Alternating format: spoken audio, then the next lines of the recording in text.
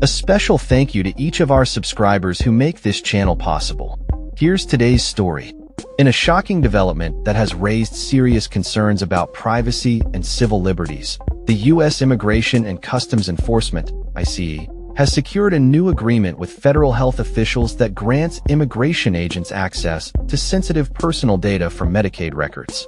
This agreement, which has been met with fierce criticism from lawmakers, state leaders, and immigrant advocates, allows ICE to access the personal information of nearly 80 million Medicaid enrollees, including names, addresses, birth dates, racial information, and social security numbers.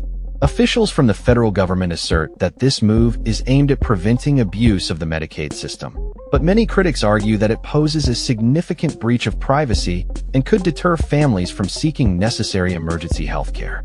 The data access is set to last through September and is limited to business hours, but the implications of this agreement are far-reaching and alarming. Over 20 states have already launched lawsuits against the federal government, claiming that this initiative violates privacy laws and endangers vulnerable communities.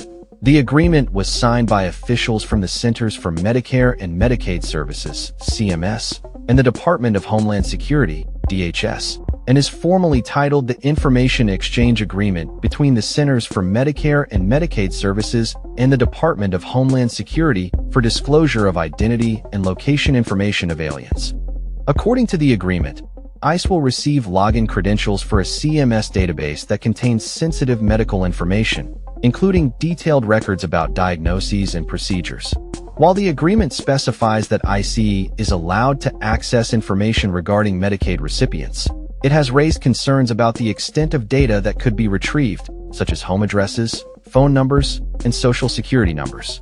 The agreement is part of a broader strategy by the Trump administration to intensify its crackdown on immigration, with plans to deport thousands of individuals per day. Critics argue that this initiative represents an alarming shift in policy, moving beyond targeting individuals with criminal records to surveilling a much larger segment of the immigrant population. John Sandweg, the acting director of ICE during the Obama administration, expressed his concerns about the potential chilling effect this agreement could have on individuals who might otherwise seek medical assistance. He emphasized the importance of ensuring that eligible individuals feel safe applying for benefits or seeking emergency care without the fear of being targeted for immigration enforcement. In response to the backlash, spokespeople from the administration have defended the agreement, claiming it is a necessary measure to combat fraud and abuse within the Medicaid system.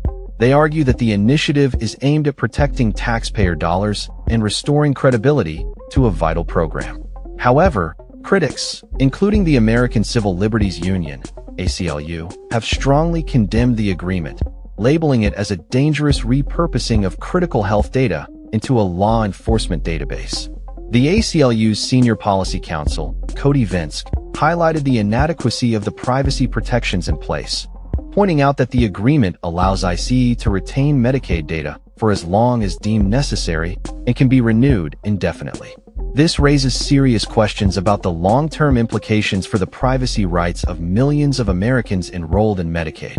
As the controversy continues to unfold, many are left wondering about the consequences of this agreement on public health and the safety of immigrant communities. The fear of being targeted by immigration enforcement may deter individuals from seeking necessary medical care, potentially leading to dire health outcomes for those who are already vulnerable.